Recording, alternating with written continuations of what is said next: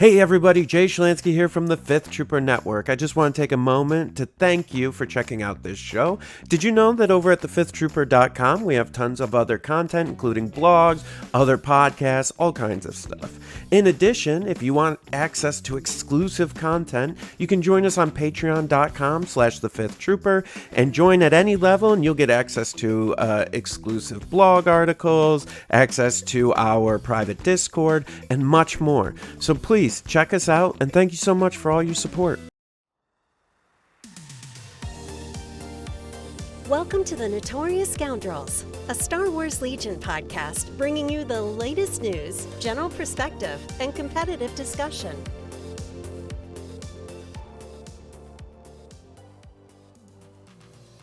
Hello and welcome back to the Notorious Scoundrels podcast. I'm Kyle. I'm here with Mike and Evan. What's up, gentlemen?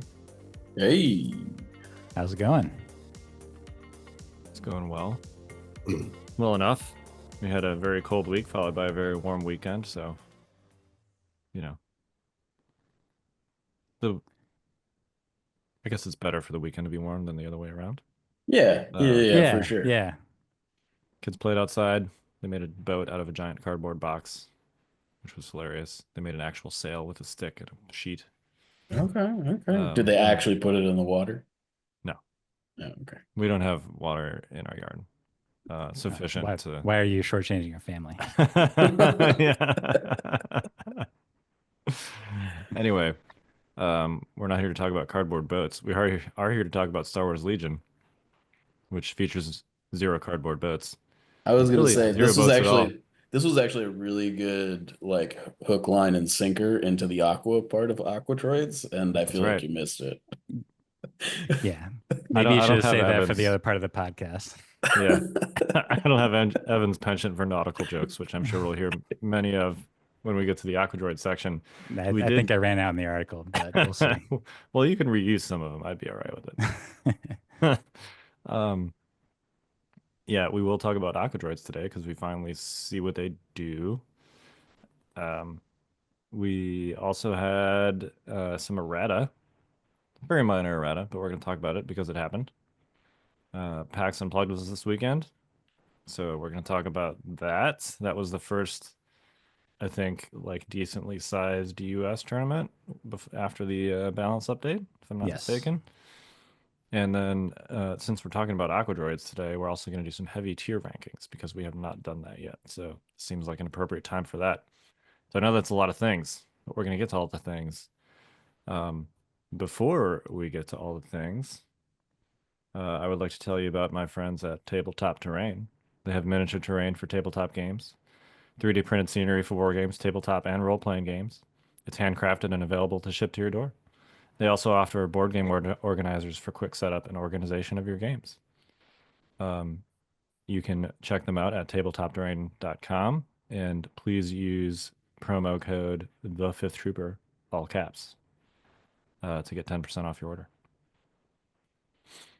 All right. So, errata. Let's talk about this first because I feel like this is the easiest low-hanging fruit news item to talk about. I mean, there were basically 2 things in here, right? There was the Rebel personnel wording changes. Essentially, it matches the Imperial personnel wording changes now, where you can only take them in core units.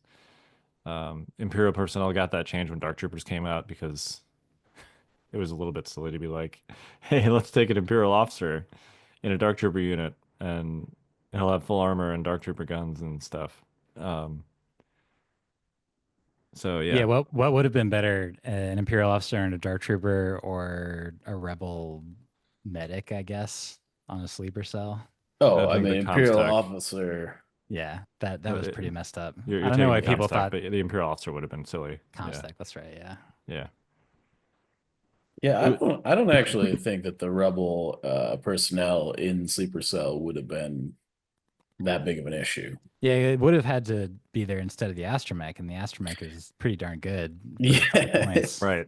Yeah. I mean, the thing is that it would have allowed you to have to like max the dice pool out at 2 additional. Technically, I don't think it was that big a deal for the price you were paying for it.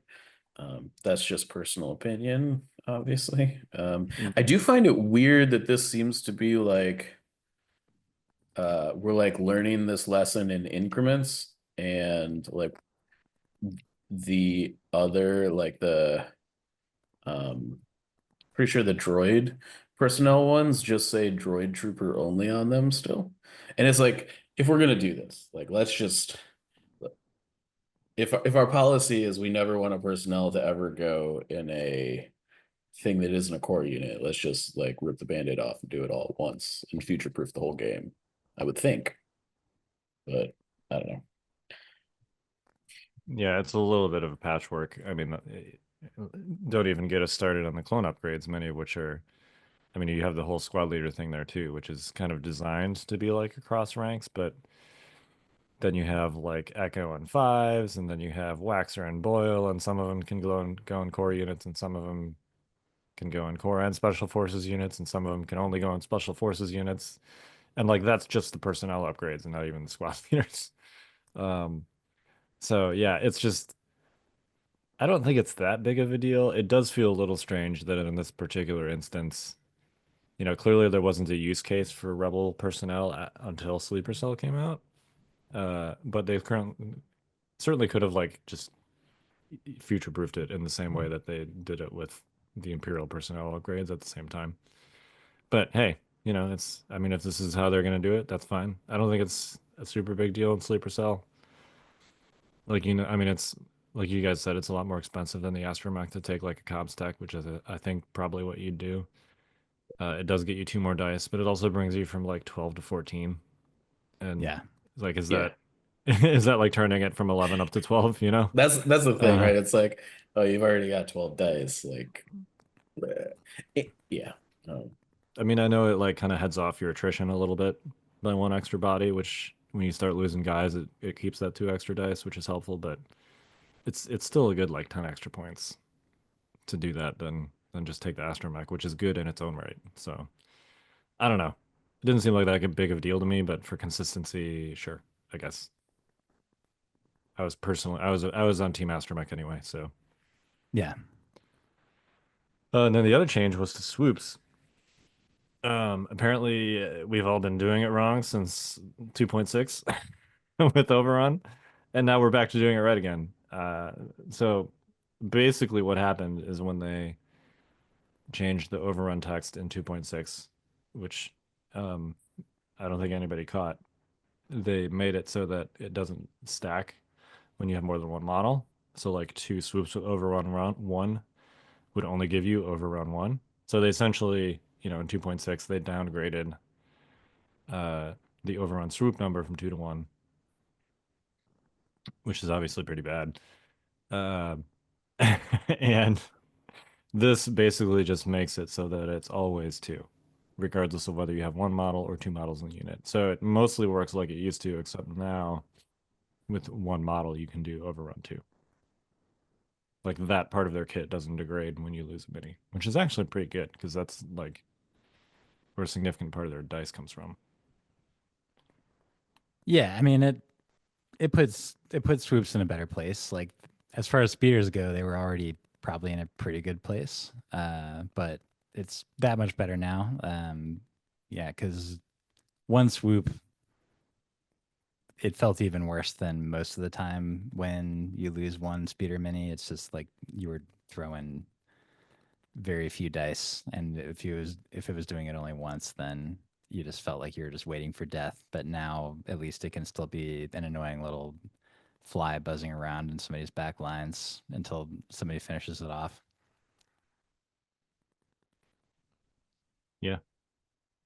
And, given that they have independent dodge aim, which I think most of the time is going to be independent dodge, that can be like actually more work than it feels like it should be. Yeah. Yeah, no, they're a considerable amount of work to bring down once battle has been joined and you have to like split fire and stuff. Yep. Um, Alrighty. That was it for the errata. Should we talk about packs? Sure. All right. Evan, you wrote a top 8 article on this. You want to give us the lowdown? Yeah, so PAX was 32 players, I believe, and pretty nice faction breakdown. There are like relatively few Empire players, other than Shadow Collective that only had one. Empire was the lowest at 5, but spoiler alert, they actually made 2 of the top 8. So all in all, pretty good performance out of them. But it was a nice balanced top 8. Like you said, this was the first GT in the US after the points change that dampened the Republic flames just a little bit. And we can see that the top 4, there was one of each major faction, and then in the top 8, there was one more of each major faction. So there was a nice balance, and also a nice variety between the lists, in my opinion. Really, the only thing that you quote unquote see twice, like looking through all this top 8, is sort of the broader concept of Rebel Hero Hammer. One of those lists was the list that was played by the winner, Nick Bodnar. Congratulations. And then the other one, whereas Nick used Sleeper Cell, is that the other list played by Curio Craig used Mandalorian Resistance, both 1 Clan Ren and 1 regular Resistance, with the best GAD and an emergency transponder and a prepared supplies and jetpack rockets and an impact grenade. So very upgraded Mando Resistance. But otherwise, those lists is that they sort of use a mix of the highly competent, unique Rebel hero units that you typically see that we've been talking about, and they both use Rebel troopers for all 3 of their slots. So they both followed sort of a pattern, but otherwise the lists were quite varied. There for Republic, there was one sort of new version of 501st where it was Anakin and 4 commander arcs and 4 Z6. So, but no strike teams. So just sort of piling that strike team stuff into the core to beef them up a little bit. And the other Republic list was pretty cool one from Andrew Burke, who used 2 Republic saber tanks and Commander Cody with a few ATRTs and arcs to sort of fill things out. And then for droids, we had 1 sub invasion and 1 experimental droids without snail tanks. So that was a little bit different too, basically piling points into the B2s instead of doing snail tanks. And for Empire, we had 1 Tempest Force, which was the runner-up. We've seen that a few times, and we know that that's competitive. And then the other one was a bit of a surprise to a lot of folks, including me, was that it was Raul Rosado was playing a Vader, Gideon, and triple Dark Trooper list. So all things considered, I was happy that Republic didn't win the second tournament after the points changed, because I was worried about the fact that the Eye of Sauron was going to start sharpening again, even though it wasn't necessarily going to be necessary. So they were true to script as far as that went, is that Republic only took 3rd in this one. And it's nice to see variety at the top, and I hope that we continue to see that as time goes on. The next GT is LVO, so there's basically a month and a half between this and the next one, a little break for the holidays. But yeah, that's sort of the long and short of it, and we can get into whatever specifics of the list that I mentioned to whatever degree you guys are interested in that.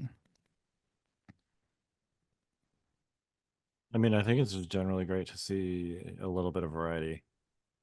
Yeah, the points change wasn't huge. Yeah.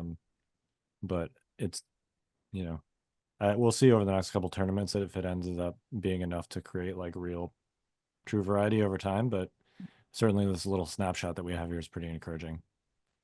Yeah, I think nice to see Rebels in a good spot. So yeah, I think it probably scared a lot of Republic players like off arcs and commandos and stuff. And I think once they decide to start playing those units again, I suspect we'll see I don't know, it kind of level out to where we expect it to be. But I think we're a little bit into like shock and awe kind of time after points update, where weird things can happen. Yeah, agreed. All right.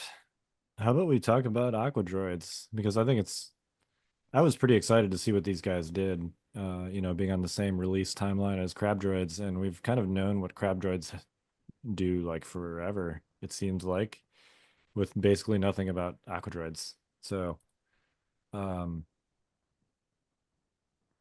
yeah, Mike, you want to tell us about Aqua Droids? Oh, jeez. Okay. Yeah. Aqua Droids. There's 65 points. I have a lot of feelings about these. I think you 65 just listed points, the most important the most important piece for thing about, sure. yeah. Yeah. They're three model base. They have AI, but that doesn't matter. Armor 2, infiltrate. They each shoot a black and a white, and if I didn't say they already had 3 wounds, they have 3 wounds, and they surge both ways. Um, Well, that was a very quick rundown. yeah, I mean, Which oh, they're not very complicated. they're pretty bland, if Yeah, I'm being yeah. honest. Yeah. The card is simple. The implications of the unit is a lot less simple.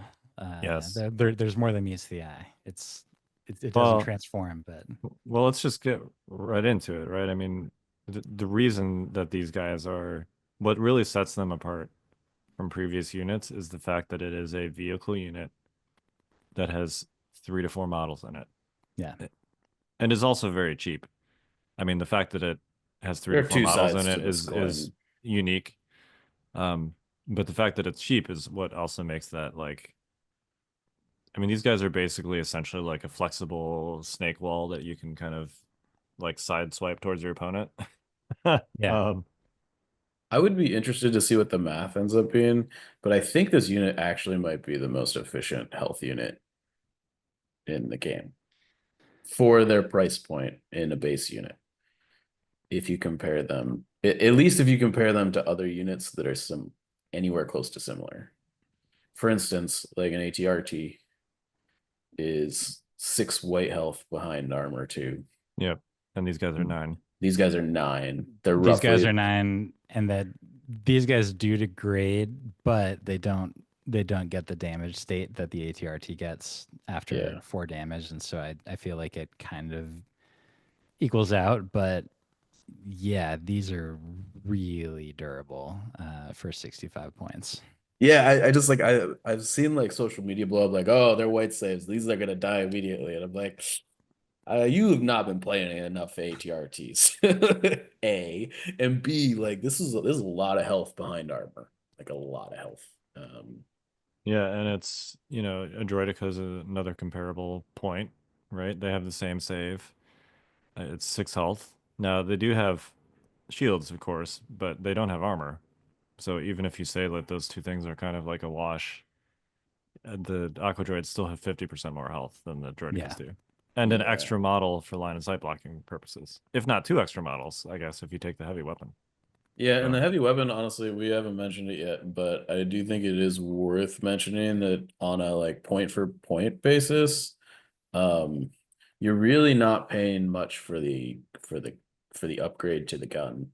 I think this comes out to be roughly the Aqua Droids are like roughly 22 points a model for like each generic guy.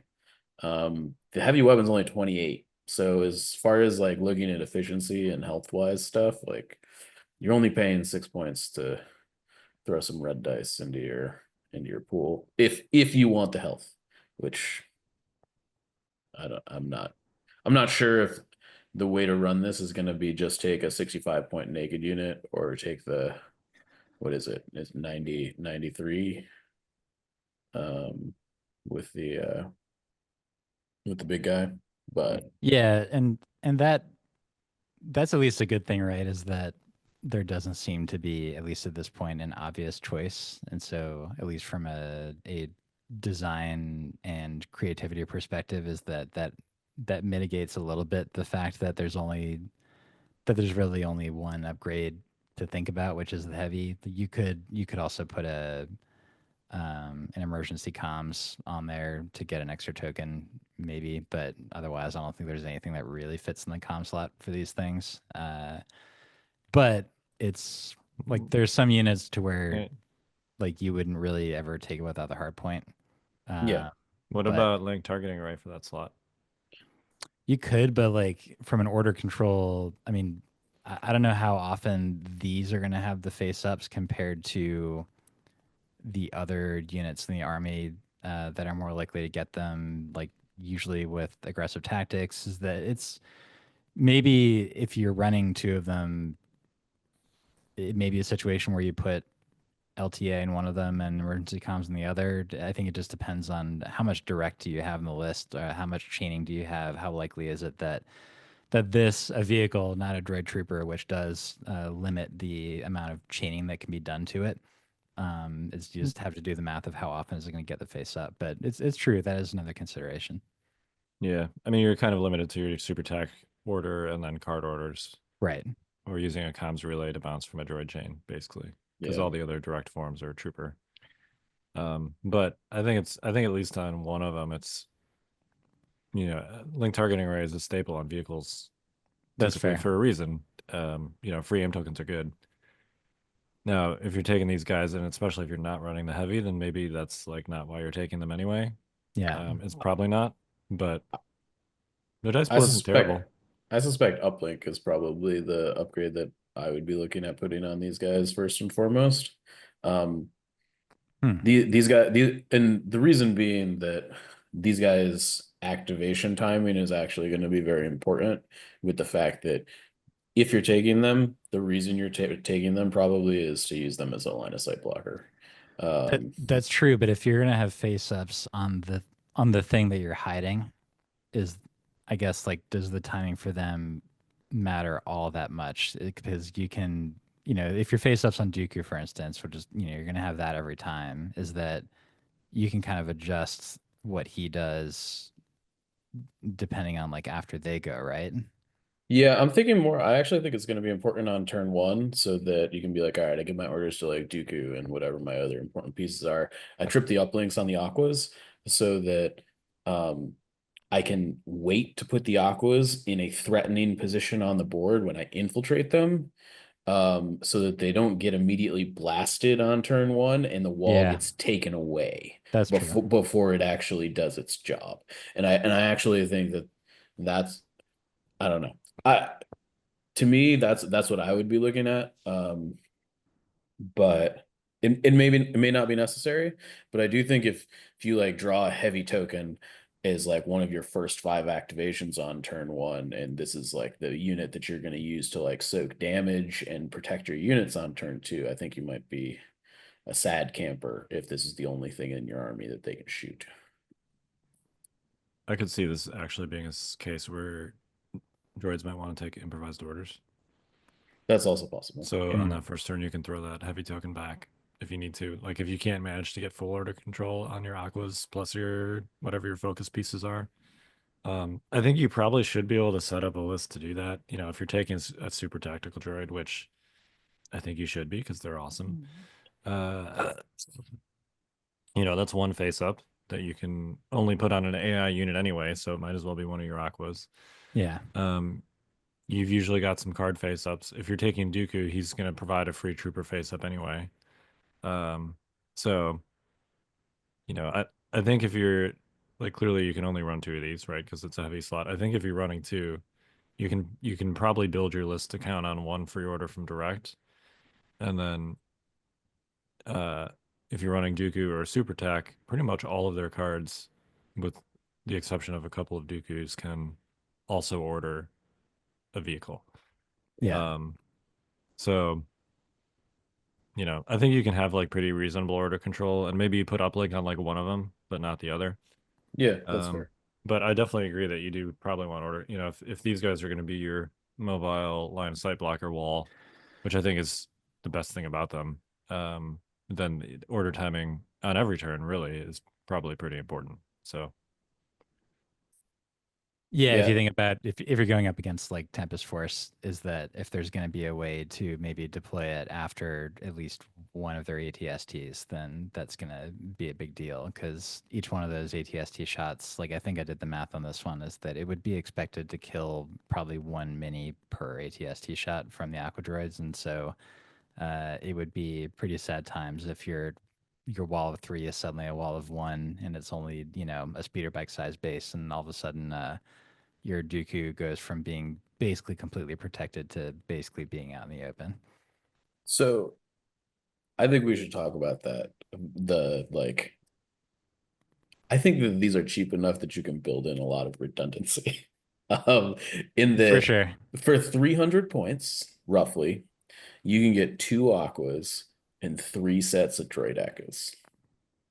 That's what That's 12 speeder bike sized bases that block line of sight. the block Yeah. line of sight. And then Which for you 60 more points, you can get 2 more with the aqua heavies. yes. Yeah. And so you can set up one really long wall, or you can set up 2 walls that are right behind each other. Because these vehicles vehicles can pass through each other now, Yeah. right? And In the troopers past, you can would have pass a through big vehicles. traffic jam with that. Yeah. You'd have a massive traffic jam amongst your vehicles. You'd also have a massive traffic jam with like your trooper units trying to get around them. Yeah. And if your troopers were ever in front, they would get displaced and suppressed, Yeah. and everybody would be sad. Right. Yeah. It was much Things harder sure to have do changed this. a lot.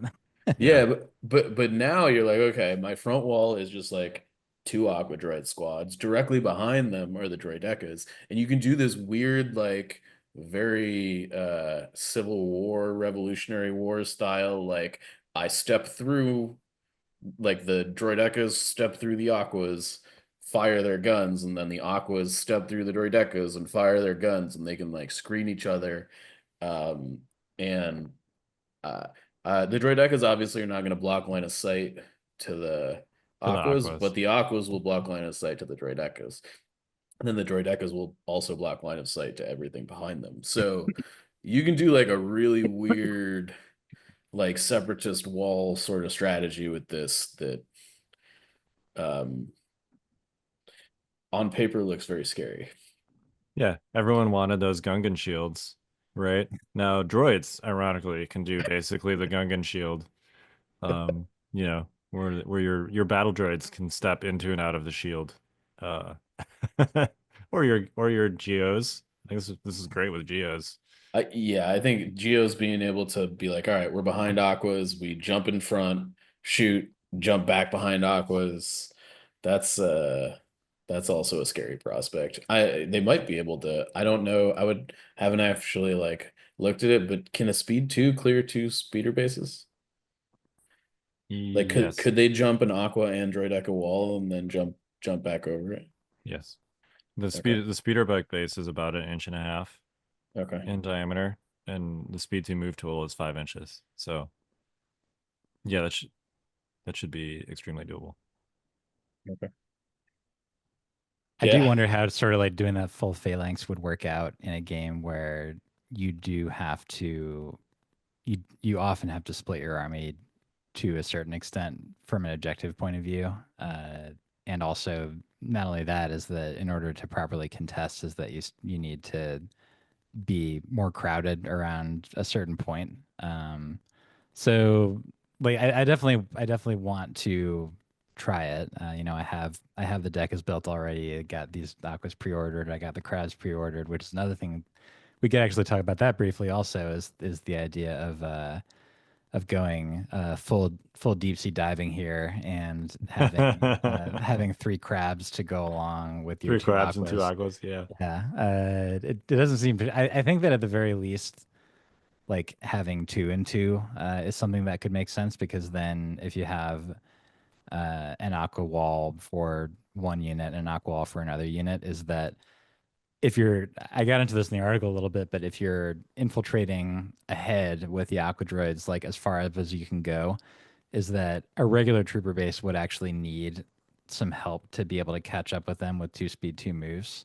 And so if you really want to like make the most out of it, is that getting that extra scout 1 move will, for instance, get Dooku like right up into, if you make a little pocket right at the front of your deployment zone with aqua droids, that would allow Dooku to get right in there. And then the way it works out is that Count Dooku is like half a range behind the middle of the board when you do it that way. It's like if the aquas infiltrate and then double move up, and then Dooku does a scout one move and then double moves up also, is that he can almost be across the halfway point of the board by the end of round one, and in a place where he can be completely shielded both horizontally and vertically. Something else I pointed out in the article is I went ahead and like I put Cody on on on top of a height one building, because with Decas you would be able, that would allow you to see over them. Yeah, In order to, Decas are barely taller than yeah, a they're silhouette. barely taller than a silhouette, but these guys are, they're like they're like 1.5 times as tall as a silhouette, and so if Dooku's behind there, you literally need to get around, the side, which is really hard when you have three of them in a little triangle protecting Dooku. Um, and you if you have the four mini unit, you can also protect like bigger units like B2s, for instance, with some pretty good reliability. It's a little bit harder the bigger your unit is, but it's definitely doable. And I think that this is going to be more of a tactic than it ever had been before. Before it would be a tactic for either small squads or single mini units sometimes, but it wouldn't usually be sort of the defining tactic of any list. It'd be something that you would do on occasion. But now I think it can be the defining tactic of a list, and we will see how it shakes out. How many repair droids do you think you should be bringing so that you can repair holes in the wall at will?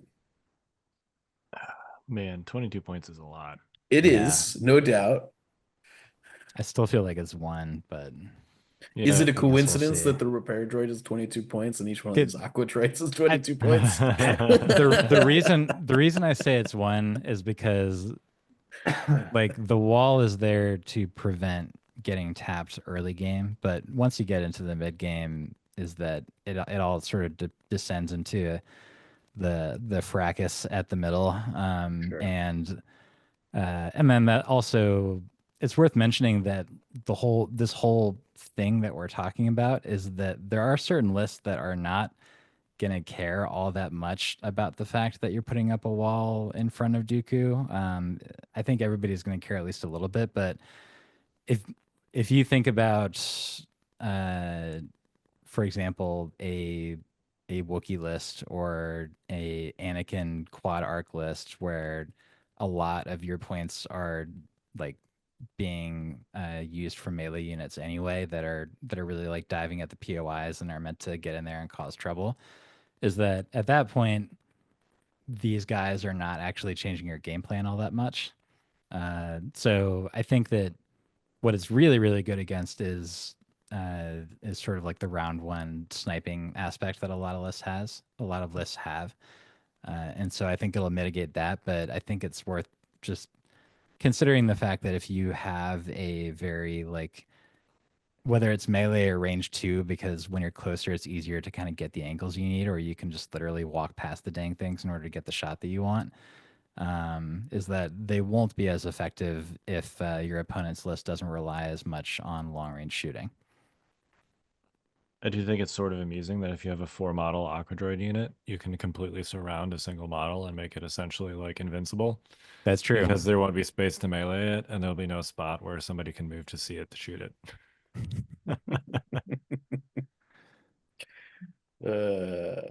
It is something. I mean, the fact of the matter is, if you've got like 8 of them, you can probably box in several squads that way. Yeah, like a significant portion of your army. Yeah. Yeah. And then if Um, you also have droidicas, I mean, the droidicas aren't as tall, so that creates some situations where just you put can them in like the use back. height. Sure. Yeah. Or if you're using crab droids, obviously the crab droids are significantly taller than droidicas. So anyway, Yeah. I think that's funny. I'm sure there will be like some game somewhere where there's an important miniature, like a miniature with one of the secondaries or something on a point, and it just gets fully surrounded by one unit of Aqua Droids and is unable to be targeted, and that wins the game. I'm sure that'll happen at least once somewhere. Yeah, you're probably right.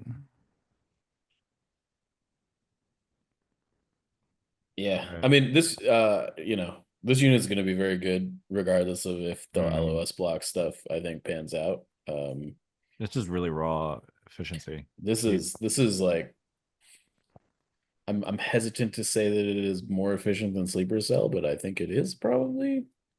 Offensively, it is worse. It's definitely more defensively efficient by a Yeah. Yeah, lot yeah. than almost any other unit that I can think of.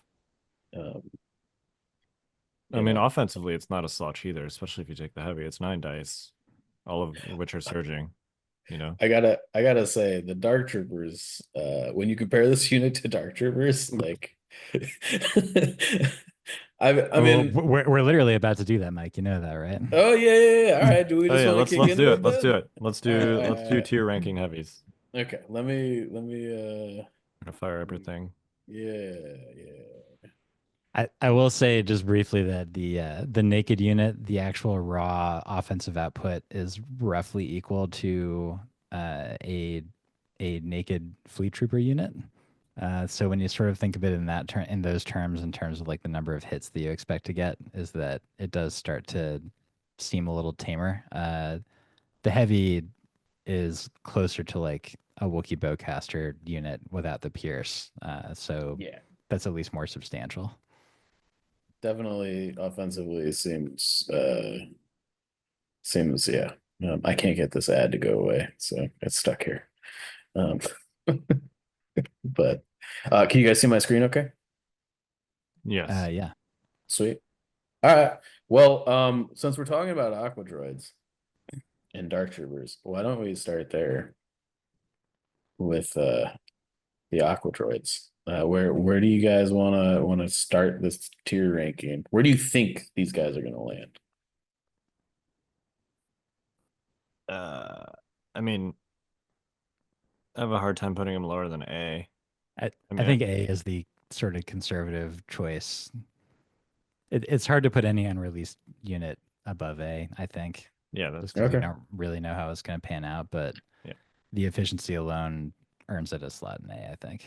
Yeah, this definitely could be an S tier unit, for sure. And so since we're comparing them against Darks, All right, now, so I think my answer is a little bit different than before this weekend because before the problem that I had with Dark Troopers, or like one of the significant problems, is their speed. And it's true that like two speed one moves is actually a little bit better than one speed two moves, so it's not the worst thing in the world. But the reason I didn't think it usually worked out very well is because my brain was, I guess, like I'll admit, a little bit stuck in the legacy zone where I was thinking of a Dark Trooper unit as being both heavies. Uh, but but Raul, who played this list, is that he did something that I don't think I would have thought of myself. Certainly, is that he actually like got Gideon in there in order to run three of them with just the blaster cannon. I think is what it's called, the four black dice critical. the rotary cannon. The rotary cannon. Yeah, that's right. Um, and and I think that because he was running three of them, and because he was running them on the cheaper end, and because that is a unit that never has to take the recover action, is that that truly can just like move, shoot, and then once it gets on the point it wants to be on, it can aim, shoot, and it doesn't have to sort of worry about the timing of the recover action or waiting for the weapon to cycle back. And you're actually, when you're running three of them, you're also there's something unique to 2.6 for them, which is that you get you get all the pass tokens that you would normally get for how many activations your army literally has, and you sort of bypass the fact that those dark troopers are activating twice. So the Raul's list was 8 activations, and if he went up, but it's functionally 11. If he went up against an 11 act list, he would actually get 2 pass tokens against them. And so in that situation, I feel like he found a way to make them efficient. All that being said, is that I think that like so far that has been like the only list configuration with them that I think really gets the utility that you would want with how much points you're spending. And so while I think that improves them in my eyes is that there's like any situation where you're thinking about running one Dark Trooper or even two, like that's the one where I'm more like, because you're not getting that pass token advantage as much. And it also is going to make it easier for your opponent to focus it down. So I'm not sure. I don't want to say right off the bat where I'm putting them. I don't know what you guys think about all that. Well, I gotta say, I had no idea about the pass token functionality with how that interacted with the Dark Trooper activations. Yeah. That seems not intended to me. A. So what I'm hearing is you could like take like a 90-point Dark Trooper unit in every Imperial list and just always go last no matter what you did. Uh, you could. I don't. I don't think that would be probably a great use of your points. I'm not Yeah, saying but yes, that is a thing that you could do. Is that and yeah, like the more that you have in there, the bigger that advantage gets. So like sure you can what? go you can make sure you go last 2 or 3 times if you Right, have right, right, multiple right. Dark Trooper units. Yeah, okay. Yeah. Interesting. Uh that's definitely not how I thought that worked, but that's okay. Um That is like weighed against the fact that if you have fewer activations, then guess what matters for every single primary objective in Legion 2.6 is having a number of activations. So I am going to like I'm happy being the good cop here is that I can give the benefit of the doubt that that it may have been intentional because of the fact that when activation counts around an objective now matter every single time when before they only used to matter, half the time or whatever it was, is that it sort of like adds a little bit of value back to them. I think that that's fair. I think that the activation system as it has been built is supposed to avoid people being able to go 3 or 4 times at the end of a turn. I think you're right. Yes. So I'm gonna kindly disagree. Um, interesting. Okay. Anyhow, so did you? We went down a rabbit hole there. Did you put them in a tier? No, I like that's the thing is like does that one use case I see for them sort of make up for the fact that I think that they're otherwise like kind of average-ish. I feel okay putting them in B, honestly. I would have probably put them in C before. I was thinking D for Dark Trooper personally. Oh, that is handy. Yeah. Yeah, I think in my mind that use case upgrades them from D to C, Yeah. rather than from C to B. I definitely think that I'm already in my meta-analysis brain kind of I would pay 95 points to always go last in an Empire list, I think, in some situations. You know, I that is a thing that I would be willing to pay for. I mean, it was probably certainly helpful on that list over the weekend because it had Vader in it, and so if you're just like Yeah. guaranteeing that Vader gets to go last every single turn, assuming you want him to, which is usually, then that is pretty good. I mean, just being able to guarantee Vader gets to go last with Darkness Descends, Infiltrate, and being able to like, instantly burst his speed into an opponent, basically anywhere on the board, and make sure that you go last or go 2 or 3 times after your opponent to set. You could even blow standbys off if you're like also holding like range troopers back or something. Yeah.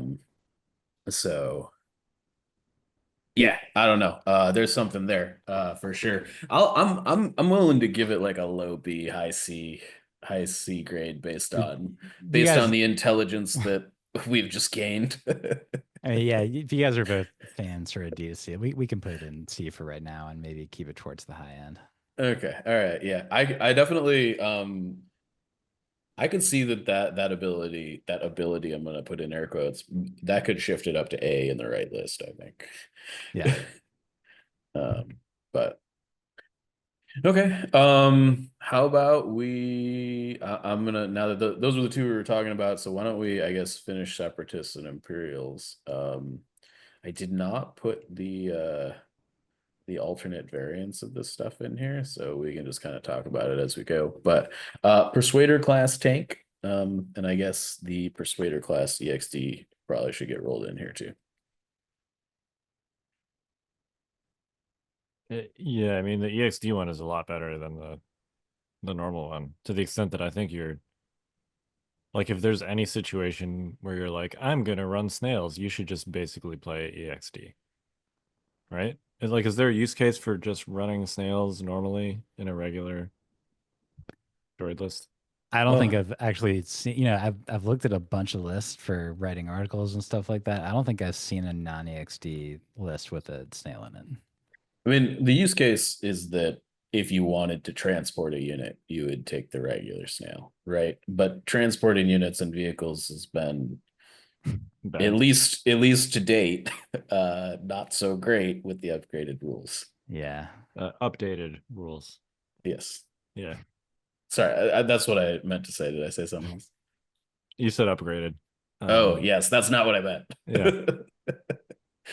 Um, Certainly not with respect to transport. It is not an yeah. upgrade for that mechanic in terms of usefulness. Yeah, I feel like we should rank this based on the EXD use case, since that's Yeah, I how it's pretty mean, much always Yeah. appearing. yep, I think that that's fair. And I think that's an A. Yeah, It's I'd put it like high A. Yeah, I think it's the highest A. It is a lot of very modified dice, That's fair. but behind a chassis that is hard to kill when it's defense protocols and dodges everywhere. Okay. Are you putting these ahead of Aqua Droids? I would, because they're proven, is Okay. sort of like the main reason why I would do it. Sure, sure. Yeah, I mean it's definitely the best separatist heavy, I think. Speaking of the AAT battle tank, was something I have not seen a lot of in this new edition. Yeah, It's It's fine. it's just really expensive for the output you're getting. It's not enough dice for what you're paying. I agree with that. Yeah. And also I feel like, I don't know, would you say there's more Jedi or like more Force users, same amount of Force users, less? It's kind of I've it's kind of I hard to say. feel like Force users have fallen off Yeah, in the last year and a half, and I think you're right. I think 2.6 was supposed to revitalize them a bit, and I They think revitalized that one of them. yeah, I mean, I think that there were it basically put two on the table. We see Vader on the table and we see Anakin on the table, Yeah. and we see the other Jedi in kind of token use cases, but overall, if you're not playing And either of those, it's kind of you see Commander Luke, but there it's basically he's there because he's an efficient, like, charging, resilient melee fighter rather than sort of doing the usual Jedi thing.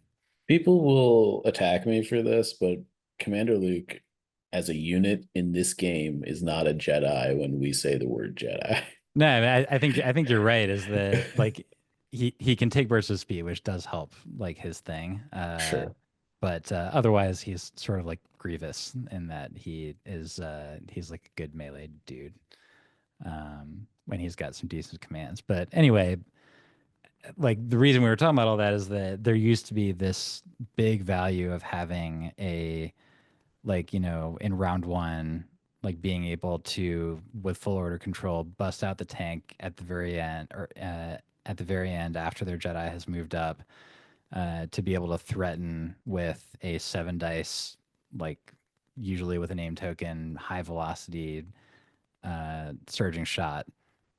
And that would make a lot of Force users sort of quake in their boots. And that was like one of the big advantages of the AAT. And now I think that that's less important. And when you're talking about going up against everything else, is that if you want that big round one hit at long range, like, a snail tank, even like the regular snail tank, is actually better at that than the AAT is.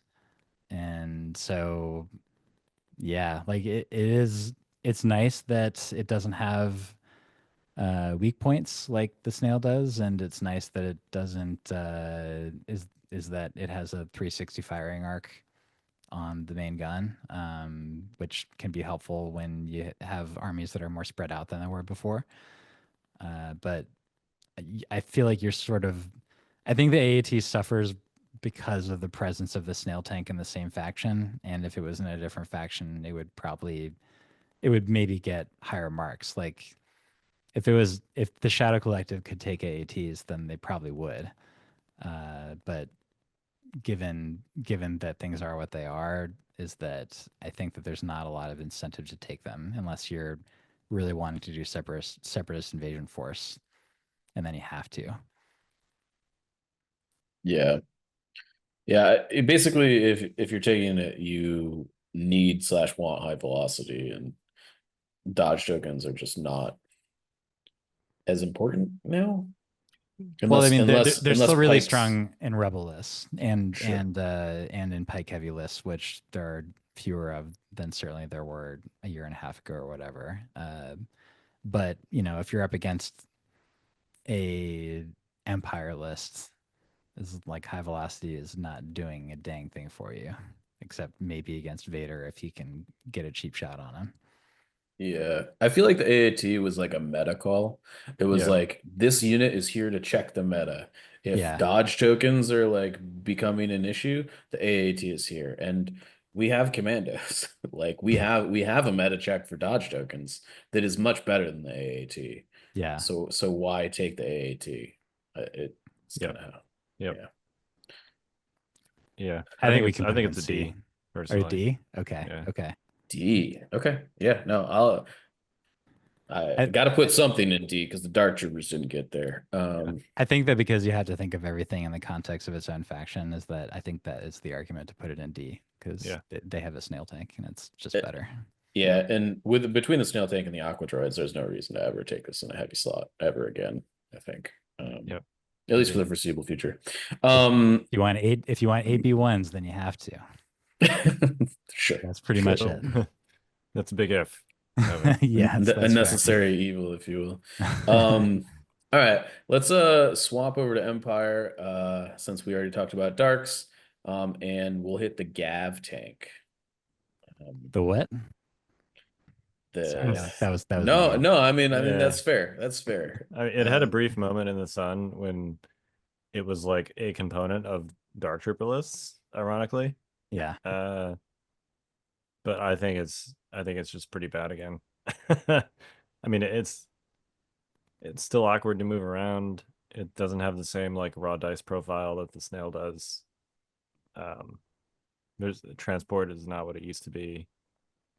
Yeah, I don't The know. cool thing this could do is gone completely. Just like the Yeah. whole like as much as Jay liked to like kind of like you know play around with putting E-webs in the back and stuff, that was a very cool thing you could do.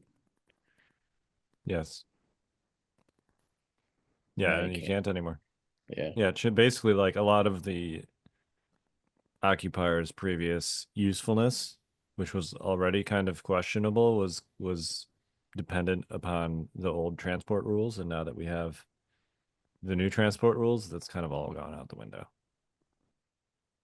Over the side, Um, whatever. is there any, we haven't seen a ton of riot control squad. Like, is there any merit to No, there's not. look? I'm all right.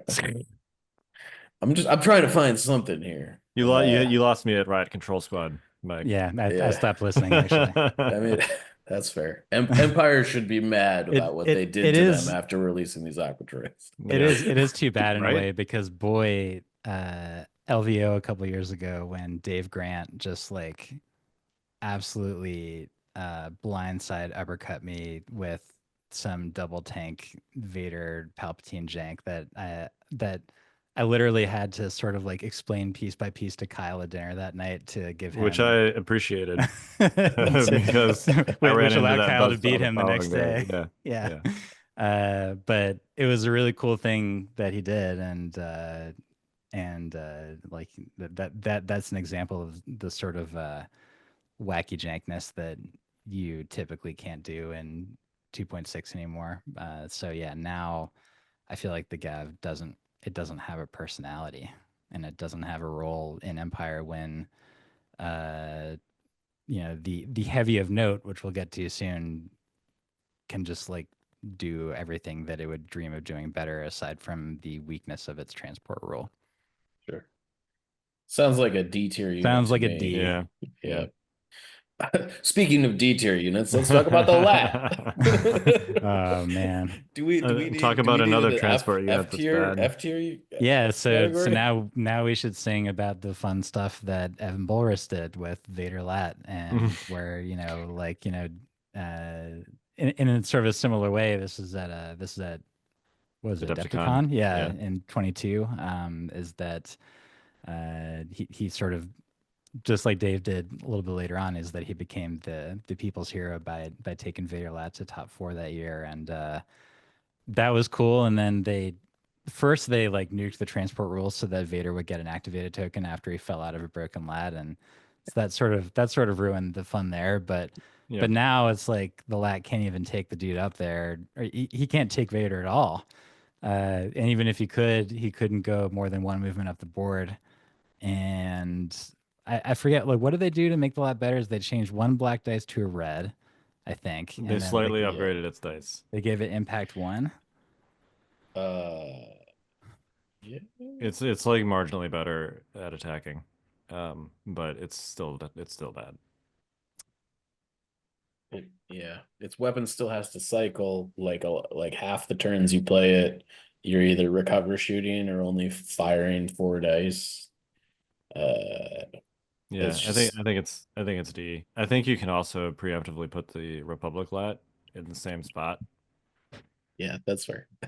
Yeah, Um, the Empire one I'd put 1 higher, because at least then you can put the pilot on that makes it speed 3, so that Yeah. if you like, let's say that someday they change Rad Controller IRG to be like good charging melee units, then at that point, maybe it probably wouldn't be super competitive, but it would at least be something that you can sort of like, do a puff of smoke in front of somebody's face to drop off like a decent unit, like a decent length across the board. But the Republic one won't even be able to do that. Yeah, Yeah. Sad man, times. they're such cool models. Is the They thing. really are. It's like they're I still have one that I have not painted. Yeah, they're a great model, and which makes it all the more tragic. But Yeah. indeed. They're the Fluttercraft of the Empire. boo, you're trying to make me mad. I'm not going to take the bait. Okay. All right. ATST. Yep. I think the ATST is actually pretty solid in the new format. It does all of the things that you want a heavy to do. It soaks up a lot of wounds. It throws a lot of dice. It generally doesn't die. Armor 5 is like a pretty big deal. I don't know. Yeah. And I you think can the take a bunch ATST is of pretty them rock solid. in a battle force that's like designed to enhance what they do. Yeah. That being Tempest Force, obviously. It's also plenty good in Blizzard Force still. Yep. Yeah, I don't and, think that you have to take these in Tempest at all. No. Or rather, I don't think you have to take Tempest to take ATSTs. yeah. No, I agree. But that is like if you really want to just go all in on the ATSTs, that's a thing you can do. Yeah. With Tempest. Yeah, I'd say they're at least a B.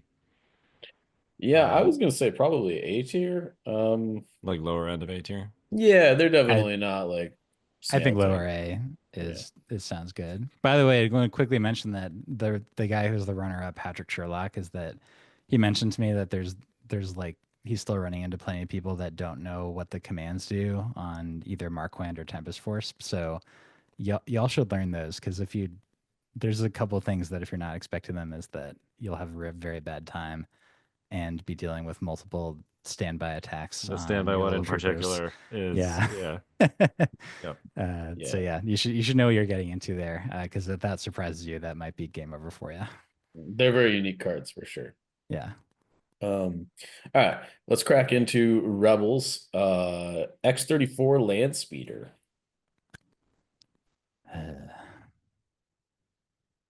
There's a little theme here. This is like, it's the third transport where the sad jank, or the cool jank, I should say, that used to be possible is now sadly, like, even though sometimes there would be one of the Indianapolis dudes would just like roll in with the list that had two of these, and that they would just wreck face, and nobody would expect it, and you would feel dizzy by the end of it all, or less competitive, but you could put IG-11 or Han Solo in one and just sort of be like going around the force, like going around the whole map, just shooting two guns everywhere, and it was like silly, but it was It was fun, fun. Yeah, and yeah. and you can't do that anymore.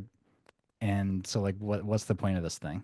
I It's like a crappy actually gun platform. It's a that's good gun platform, I was gonna actually. say, Yeah. Is it? Yeah.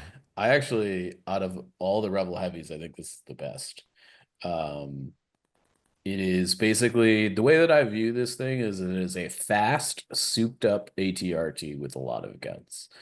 Um, it can, and if you put the unstable astromech on it, being able to like quad move with a speeder, in one turn to like back cap a point when you need it to be, or you use the unstable to, double tap something with your bunch of guns. I mean, this thing comes in at like, I think sub 100 points.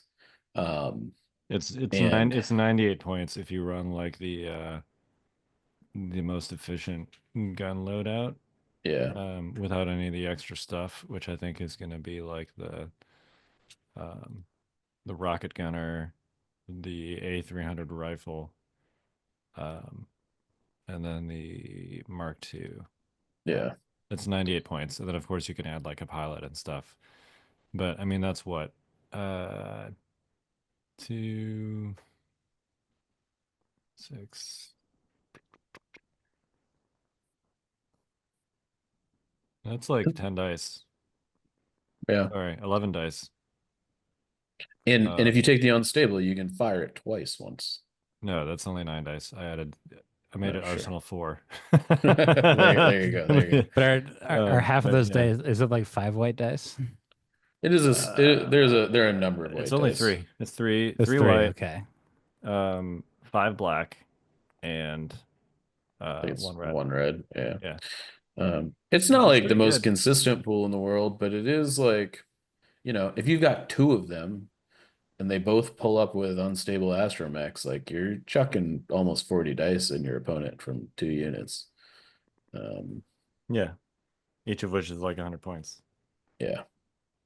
I don't think I don't think that this unit is A tier, but I do think that this is the best rebel heavy by a sizable margin. Well, they it doesn't have the best competition for rebels anyway. That's fair. That's No, it fair. really doesn't. Yeah. Um, I'm willing to slap this in B tier unless anybody Yeah, has. I mean, Yeah, I think that's fair. I can see that argument. It still dies pretty fast, like Oh, especially It now totally. that does. that Yeah, the cover isn't even as Doesn't. helpful as it was before. yeah. Yeah. Is that it's rolling rebel saves. I mean, it's got the same saves as an ATRT Yeah. Yeah. No, the for and defense being much isn't more great. expensive. Yeah. Yes, for Yeah. sure. Yeah. T-47 airspeeder. How much does this thing cost these days? That's a good It question. costs 125, Yeah. which is a That is the most ridiculous cost for what this thing is now. the most expensive 6 dice you're ever gonna pay for. But they gave it armor 5 like the other full armor units, right? They most Sorry, certainly I, did I not, keep doing sir. that Yeah. joke is getting old. Yeah, yeah.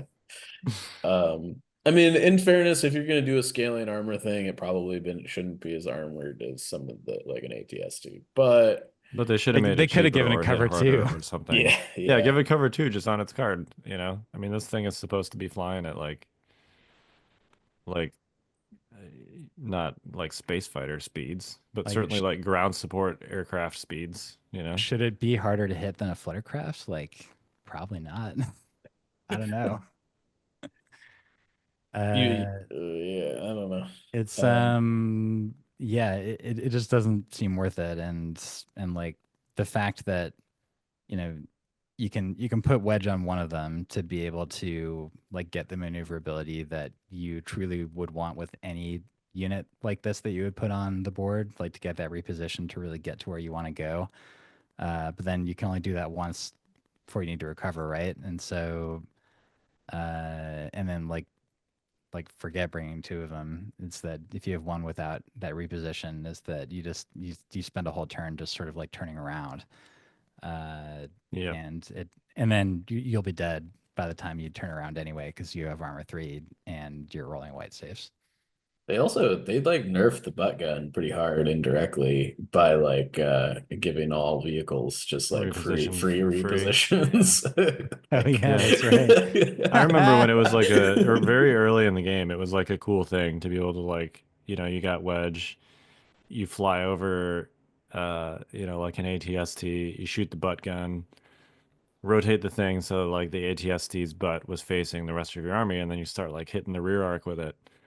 Um, and or like if you got wedge, you just fly over the ATST and you basically do a barrel roll, and then you hit the rear arc with the 247 gun, and that felt like a relevant good thing to do. Now that's just like, eh. There was a lot to the like the ATST T47 dance, and now this thing just dies, You and could also that's it. force a speeder bike into a compulsory move against a tree, which would explode it. Yes. That's like for two different reasons, something that you can't do anymore. But yeah, it sure used to matter a lot more than it does now. Yeah, I did that before flying off the board was a thing. I remember doing that with a speeder bike, where I rotated it to face the edge of the board and had it fly off the board and die. Pretty great. Yeah, it was great. It felt like a really cool, clever thing. Yeah. Yeah, none of that's things anymore. Oh well. Anyway, I think this thing is D tier. yeah, better or worse than the lats? Better than the lats. It's better, I think. Okay. I mean, it's Uh, substantially faster, so there's at least that. Yeah. Sure, you can sure. you can dive objectives once you turn around. All right, let's talk about AA5 speeder truck. I think we can probably talk about both the Shadow I Collective and the Rebel one at this point, since they're Okay, so there's some recency bias here, but I had like just this last weekend I played against Izzy, who was running a list where he had like a bunch of super commandos and he was using his otherwise naked buses, except one had a tactician to just heal his Mando super commandos over and over again. And then he would also use them to basically just like sit on points and be an 8 health armor 5 unit that would sit on points and hold a surface scanner or whatever. Sure. And for the points, they did their job for that. But like, so that's sort of imagining them in a very different role from what they used to be, which is obviously transport. Is that he did, Izzy did put like there was a pike whip unit and a black sun unit, but that wasn't the reason they were there. They were there to heal super commandos and then just like sit on points. And so for that they're really good, but for rebels is that they don't have like they have Mandos, but they have kind of not as good Mandos compared to the Shadow Collective ones. Very diplomatic of you, Evan. Yeah. I'm trying not to make too many people mad at me. I'm going to be coming back to this podcast. Is that, and also the Rebel one, like once again, this time is Brian Bear's jank that where he was bowling over people over at World Team Championships in Spain last year, with like Luke was in one of them and then R2 was in the other one, and he would just like truck those two around, getting points, dropping Luke off to murder people. It's not a thing anymore. It's very sad, and I think the Rebel one basically doesn't have a job right now, but I think the Shadow Collective one does, in my opinion. So I've seen people dropping off sleeper cell with Okay. the bus, I and can see that. they'll use the bus to screen sleeper cell. Yeah. So like you can't see it at all, and then sleeper cell moves through the bus and then like opens up on something. I don't, you know, um, that's definitely a little bit different of a use case than the Mando medic thing. Yeah. Yeah, I think they're probably both in the same tier, but I would definitely put the Shadow and Collective one higher. Sure. I do think that the fact that this is also a vehicle whose primary use was transport, to the extent that it doesn't even have any guns on its card, and this is the best, easily the best transport to come out of 2.6. I think that speaks to kind of how the initial design of this as like a support vehicle was really both super interesting and super useful. Like there are a lot of things you can do with this that have nothing to do with transporting units that still make it a useful buy, Yeah. even in 2.6. And I think the other transport vehicles could kind of learn something from that. Not that the vehicles themselves can learn something, but you know what I mean. Yeah. Right, but the medic and the tactician upgrade both of those are jobs that it can have Right. that are different than the usual shooting at dudes or even like the previous job of transporting dudes is that because it got front loaded with that extra utility is that this is the transport that sort of still can do stuff in 2.6 and the other ones can't do anything. Yeah. Yeah, and it's still very useful as a line of sight blocker too. Yeah, Yeah. that's true. That can be maddening when you're on the other side of it. Is that you just really want to shoot something, but there's this big old thing in your way. Yep. So yeah, I think B tier for the bus. Yeah, I think that's fair. Yep. Agree. Okay. Looking at the last faction in here, we've got Republic. Why don't we start off with the Saber tank?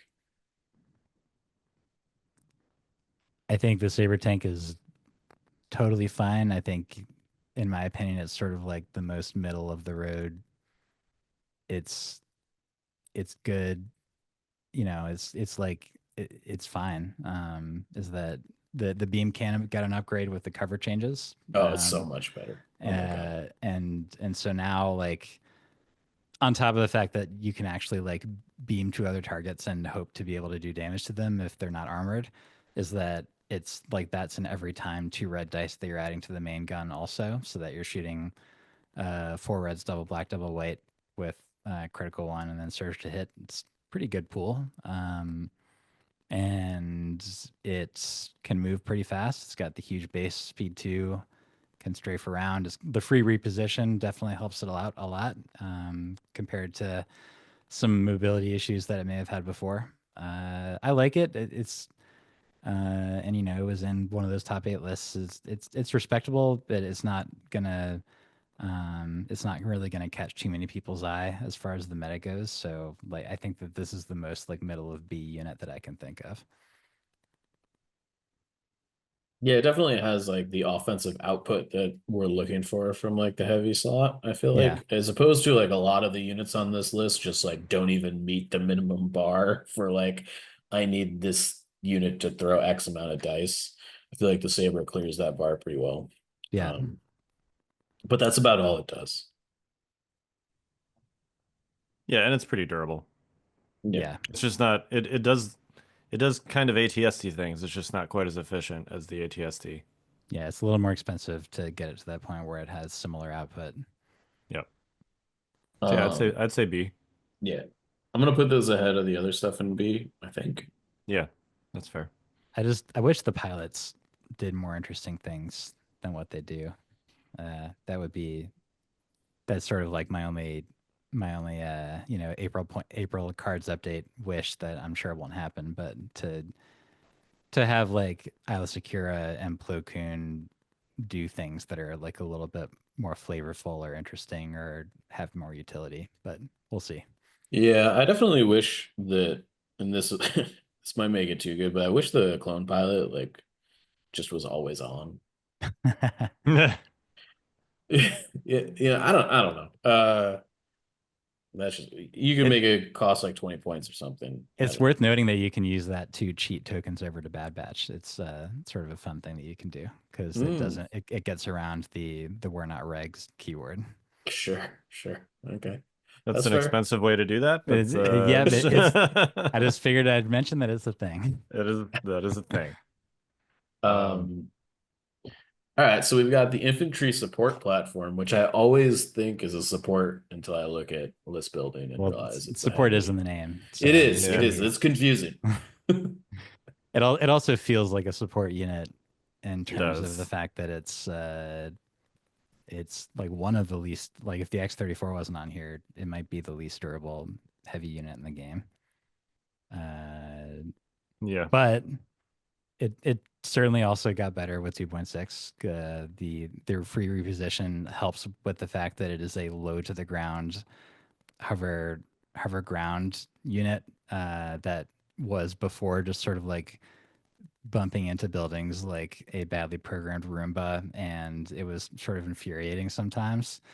But now it can do its little pivot, and then it can strafe at speed 2, and or just go straight at speed 3 if you need to dive an objective. The beam weapon is also just like with the saber tank. It's significantly better with the changes to cover. Is that like it wasn't bad before, but it is better now, and they even like gave the Star Core a better ability instead of like the weird search or crit fire support thing that most people didn't care about. Is that now you're giving observation tokens to your targets after you shoot them, and so if Cody gets a little bit better some days, that there's some fun stuff he can do with just like piling observation tokens on your opponent and doing some fun stuff with that. So um, I'd say like I'd also put it in B, to be honest with you. I think that with Republic is that we've gotten so focused on the meta-rific units up to this point because they were impossible to turn down. Is that there's stuff like the ISP that is maybe a little bit underexplored, but it's not expensive and it can do some stuff. Yeah, I mean, the first thing I had tried to do in 2.6 was like slam a saber tank and an ISP in a list and just like beam everything to hell and Yeah. back, you know. Like it worked pretty well. But once we discovered 5 up first, I was like, yeah, screw this, I'm going up there. Yeah, pretty much. Um, so yeah, I could see this being in B. Kyle, do you have anything to add on the ISP? No, I think it's fine. You know. Nice. Yeah. No S tier heavies, huh? Yeah. I think if you were like if we had to make one S tier, I think it'd probably be the Persuader. Yeah. Sure, sure. But I don't I'm think we're not sure it like, deserves that anymore. yeah, I don't think it I does. think pre nerf, maybe. It definitely felt pretty oppressive before they nerfed. There was the nimble protocols they nerfed, I think, defensive protocols, whatever it was. They made That and then them, repair droids got more expensive. yeah. Yeah, Uh, so yeah, like but before the deal that you got was pretty nuts. Now it's somewhat less nuts. yeah. I do think, that's fine-ish. It's I think sort of speaks to the awkwardness of this slot in general list building. That there's not anything that's like super stellar, but Yeah, I agree. Yeah, I think more than anything is that like the rough part of this tier list, as far as I see it, is just that when you look at the very bottom of it, is that you have sort of a little bit of a graveyard of units that at one point or another had sort of like corner case roles, but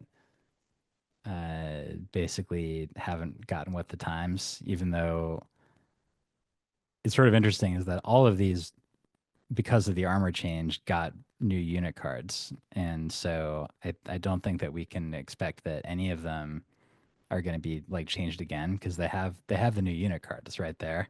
yeah. And so I wonder like I'm sure that at some point in the future that there's going to be a fifth attempt to make the lat reasonable, and that they'll like it worked once with the T-47 for like 3 months, and then I don't remember exactly what happened, but then that sort of just like faded away again. It may have been that like Pikes came out, and then all of a sudden everybody has 6 Impact 1 guns on their list, and running a T-47 seemed kind of crazy. But yeah, like it's such an iconic model, and the lats are such like good hard plastic models that I hope that there's a way to sort of rescue these units from not having a job in this new game. But right now, I don't think that they have a job. Yeah, I definitely think All our other tier lists, we've had like maybe 1 or 2 units in D, and like half this list is basically in the unplayable category. Yeah, I think that speaks volumes. I think there's a ton of really cool things they could do with these units. I They agree. just they just have to like be willing to probably put new keywords, or it's going to involve errata, probably, unless they just Like more changes to the cards, you mean? yeah. Yeah. Unless they just like, the lat now costs 75 points, like, which is a thing that they could do, but is also super uninteresting and doesn't really speak to like a heavy probably shouldn't cost 75 points most of the time. I'm looking at you, Aqua Droids. Like Yeah. this slot is supposed to be a big centerpiece portion of your army, right? Yeah. Um, so At least all the factions have at least one decent option. And if you're a separatist, you have two very good options. Right. So that's good. yeah. Yeah. I think they'd probably have to basically revisit the transport keyword at some point. And I think they 'Cause, should. I think they murdered it, and it was yeah. I don't know. And it wasn't like transport was not the thing that made those units kind of annoying or over the edge previously. It was the displacement and the Displacement. blocking and Yeah, all that. absolutely. Um, which they did get rid of, which I think is great. Yeah. But yeah, I don't know. It just felt like the old fashioned like killing a fly with a cannon kind of situation. It was Um, weird because I do think that they could have like left transport basically completely alone, and it would have been fine. that's kind of what I I mean. think, I don't feel like it was really a problem before, and I don't know that it's. I mean, there's nothing really about the new objectives that stand out to me that would make it a problem. Well, I think the things that were problematic before with it 2.6 kind of solved on its own. Like the things that were problematic with it before was your opponent had like something in the AA5 that was like completely uninteractable for like multiple turns, right? 2.6 basically threw that out the window and basically saying, well, if you're in the bus, you can't score, right? Yep. And now you're just like you wouldn't be you're incentivized to like quickly get out of the bus anyways. Right. So I don't know. Yeah, I think that would have like kind of naturally happened on its own for sure. And I want Han and Land Speeder again. Yeah. That was really fun. Like what the heck? Although I guess he's gonna be riding a Tauntaun here shortly, right? That's true. So Yeah. yeah, maybe there's your transport. There you go. All right. Well, any final thoughts, gentlemen? Aquas are really good. They're hyper efficient. If you play Separatists, you should probably pre-order them now. I was gonna say that earlier is that this may be like Clone Commandos where stocks run out just a few months after release. So I think that if you think you may want to play these, you should go ahead and get them. I expect this to be exactly like Clone Commandos, Evan. I expect these to come out. They be super good. They're gonna sell out. Everybody's gonna have them, and then 4 months later, when they hit that 6 month points adjustment, here comes that nice old Nerf bat. They're gonna throw them in the garbage heap. I, I hope I'm But wrong. I find that hard to believe simply because, like, if you just increase their cost, you're not really changing what their core function is, and what makes them useful in a very specific strategy as a mobile line of sight blocker. Like, if you make them 75 points, they're still great for that one thing. I mean, you'd have to make them like 100 points for a 3 model unit to where you're like, okay, maybe I should do this strategy a different way or just not do this strategy. I mean, in fairness, I think that this unit maybe is worth 100 points naked. Um, Sure, I guess my point is like they're not gonna make him 100 points. Probably the certainly not the yeah, first, not right? not the first time. Not the first time, right? They didn't even make Clone And Commandos 100 points. Yeah. right, and they're also probably not gonna change how line of sight with vehicles work. Although I would love for them to go back to how it used to be because it still Yeah. feels kind of silly that I mean these guys are like stick figures basically, right? And you can't shoot around them. Like, it's the Yeah, I same thing mean, with shooting under an ATST's legs. even the Uh, art, like I had a screenshot of the art in my Rabbit Reactions article to where like there, you can zoom yeah, in yeah. between the legs of the Aqua Droid, and there's like Right. there's all this stuff you can see behind them. And Right. it's like it's pretty ridiculous. Like, yeah, I would if they could do something like give units automatic low profile when they're behind a walking vehicle or something, to like boost the defense a little And just bit. give But them cover like it used to be. They used to just get cover. That was it, yeah, you know? yeah, but yeah, even if you want to give them super covered, like I'd be fine with it. Sure. But it Yeah. seems silly to not be able to see like a person-sized person such as Count Dooku behind the legs of a 10-foot tall spindly battle droid. Yeah, whose Yeah. whose legs are like 4 feet apart. I mean, Yeah. there's a there's a Dooku-sized arch Yeah. You can underneath. literally walk through. Yeah, right. Yeah, Yeah. at Anyway, least Deca's had shields. right? Yeah, yeah. Yeah. Yeah. Yeah, the only other thing I'll just mention quick is that in the top 8 article for PAX is that I did get to hear back from most of the players, and so there were some interesting tidbits from the list, such as like why did Nick not take Clan Ren even though he had Sabine in the list? Well, it turns out it's because sleeper cells are just that good that even Clan Ren when you have Sabine is too expensive, but. There's stuff like that that's in there, so please do check that out. thefifthtrooper.com/blog. That's right. All right. Well, we are the Notorious Scoundrels. I'm Kyle. I'm Mike. I'm Evan. Stay fresh, cheese bags.